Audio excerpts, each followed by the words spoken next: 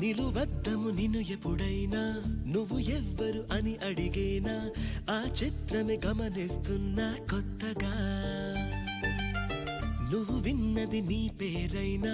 నిన్ను కాదని అనిపించేనా ఆ సంగతి కనిపెడుతున్నా వింతగా నీ కన్నుల మెరిసే రూపం నాదేనా అనుకుంటున్నా నీ తేనెల పెదవులు పలికే తీయదనం నా పేరేనా అది నువ్వే అని నువ్వే చెబుతూ ఉన్నా